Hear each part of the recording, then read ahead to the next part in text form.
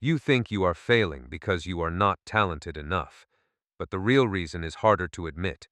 You are letting the market, your employer, your landlord, your feed, and your own emotions steer your life, and then you blame yourself when the ride turns into a crash. This is not financial advice. This is financial education. In 2026, the rules of money are being rewritten in real time by AI, by central banks, by a housing crisis that has nothing to do with hard work, and by wealth concentration so extreme that it looks almost engineered. And the uncomfortable truth is this: your biggest weakness is not your bank account, it is your control system. Your mind reacts before you decide. Your impulses spend your future. Your environment keeps pushing you back into old patterns because old patterns are profitable for everyone else. So here is what you will learn and why it matters right now. First, how human nature becomes a control panel that other people can operate. Second, why the modern world profits from your impatience and your anxiety. Third, why calm down and think positive are not enough when the inflation math and the rate decisions are still grinding you down.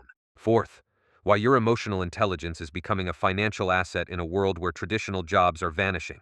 And finally, what you can do to regain control without pretending you are above reality. Let's start with the part nobody wants to say out loud. A lot of people think wealth is built by discipline. That is cute. Wealth is built by leverage, and leverage is built by controlling the variables that control you. In plain terms, if you cannot control your own impulses, you will become predictable. And predictable people are easy to price, easy to market to, easy to hire at the bottom, and easy to keep struggling at the middle. You will be managed, not by one villain, by thousands of tiny systems that all reward your weaknesses. Picture a 32-year-old nurse named David. He works nights. He is exhausted in a way you cannot explain to someone who has never had their sleep schedule destroyed. He tries to learn investing. He watches clips for 2 hours, then buys something because the video made him feel smart and safe at the same time. 3 weeks later it drops, and he panics. He sells at a loss because his fear needs an exit. Then he opens a credit card app because he hates feeling behind. That is not a story about ignorance. That is a story about triggers. His environment learned his triggers long before he ever learned the market. And here is where it gets ugly. In 2026, the environment is not just billboards and bank letters. It is AI-driven recommendation systems that know which emotion makes you click. It is algorithmic trading that knows which patterns the crowd follows. It is job matching that filters you out before you even apply. It is insurance pricing that punishes people in climate risk areas. It is landlords using scoring models to deny you before you meet a human. It is a full-stack machine designed to turn stress into revenue.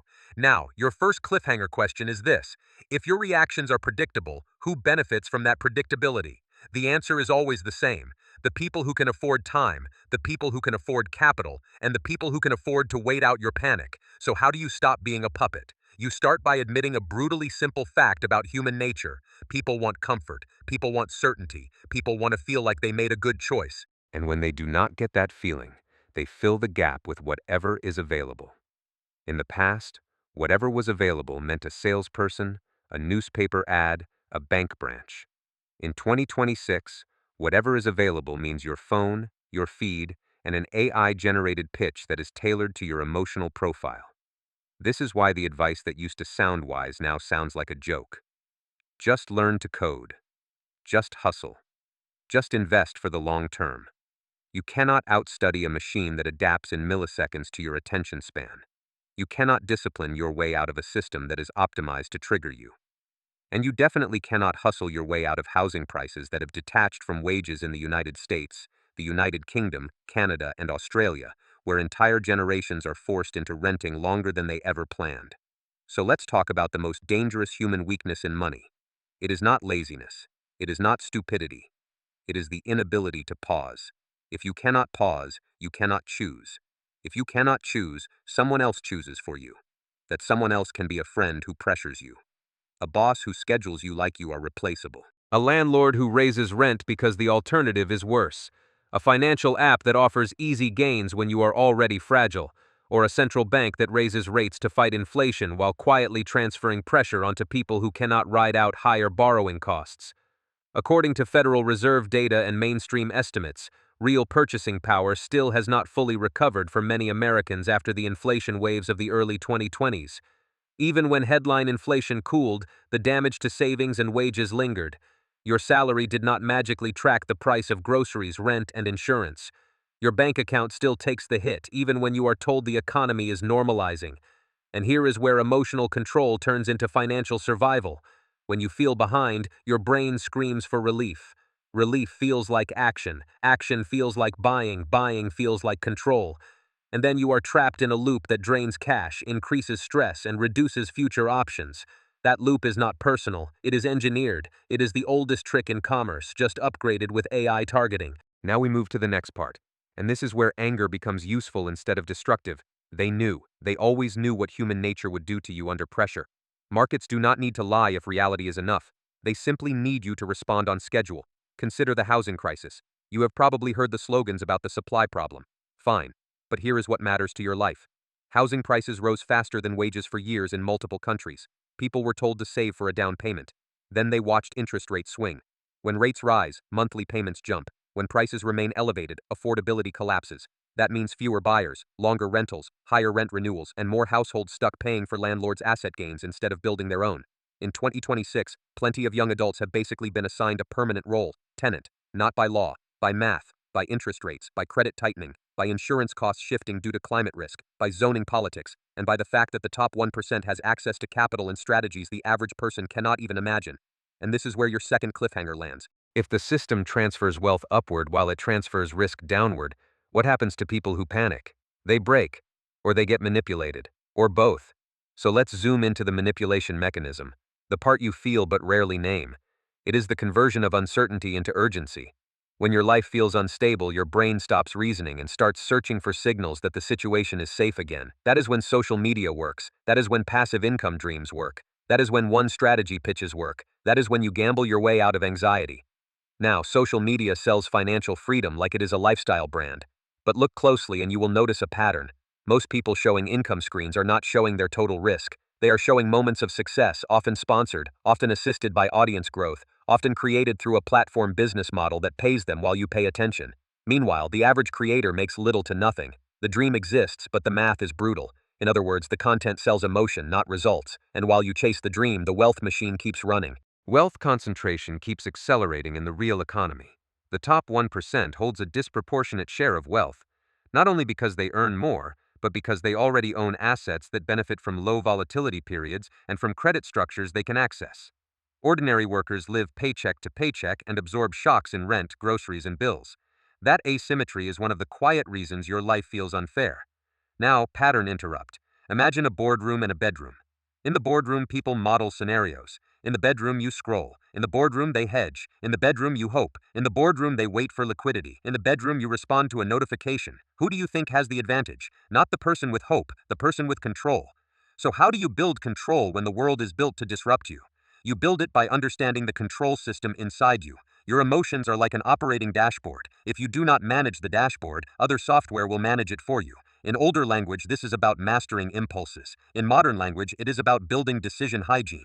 Decision hygiene means you stop making financial decisions while you are emotionally activated. Not in theory, in practice, you create delays, you create rules, you create friction between feeling and action. Feeling is information. Acting on feeling without checks is how people get exploited. Here is a blunt example. A lot of people buy because they feel excitement. They sell because they feel fear. But the market does not reward feelings. It rewards survivability and patience. In 2026, even the stock market's highs can coexist with real people drowning because the gains are not evenly distributed. If your wealth is tied to asset prices, you feel rich when prices rise. If your wealth is tied to wages and rent, you feel poor even when the index hits a record. That disconnect is not accidental, it is structural, and the emotional trap becomes worse when you hear endless commentary about new opportunities, AI startups, crypto ETFs, meme coin cycles, tokenized everything. You are told to get in early because you will miss the train, but you should ask a simpler question. Who owns the infrastructure that settles these trades and controls the ramps between real money and digital tokens? In 2026, crypto regulation has expanded. Institutions have taken dominant positions in custody, market making, and compliance. Retail often ends up last in line, last to understand risks, first to feel losses. Banks may still have a public face, but they also have a quiet internal advantage. They are the ones with the compliance machine, the balance sheet, and the legal frameworks. So, the freedom from banks narrative is thinner than it looks. It is still money, still leverage, still incentives, just a different wrapper. Now, retirement. You cannot build financial control without facing the retirement crisis. Many pension systems are underfunded, and governments have pushed retirement ages back because demographics are hostile. People live longer. Birth rates did not keep pace. Social programs built on assumptions are now confronted with arithmetic. In the United States, the pressure on Social Security has been discussed for years through official projections. That means for millions of people, retirement planning is not just personal. It is a necessity because the promised safety net is not as generous or as stable as it used to be. So while everyone argues about whether the stock market will crash, the reality for many families is that the real catastrophe is slow. It is years of undersaving. It is years of high inflation eating purchasing power. It is job insecurity from automation. It is medical debt. It is the fact that delayed retirement turns your working life into an emergency. Now we go deeper, and this is where understanding becomes darker, because it reveals the uncomfortable design principle behind human targeting. Most people were taught rules that made sense for another era. Work hard, be loyal, save a little, invest when you can, keep your head down. Those rules were not designed to keep you safe. They were designed to keep you participating.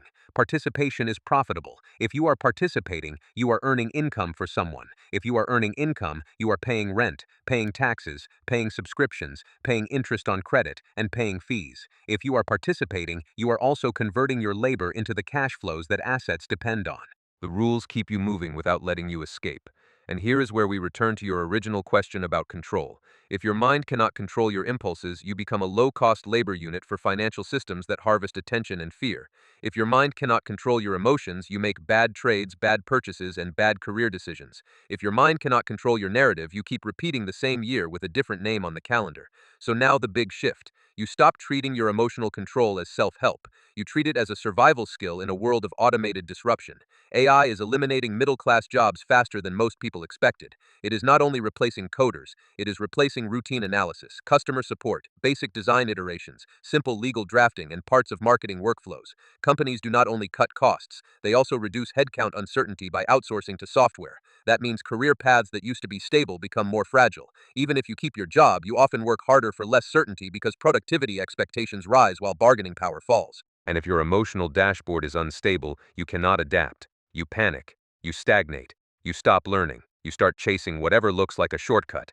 That is how a person becomes trapped in the useless class conversation, the group of people who are told to riskill while the machines keep moving the goalposts. Now, pattern interrupt again. Ask yourself this. When was the last time you made a major money decision when you felt calm? Really calm.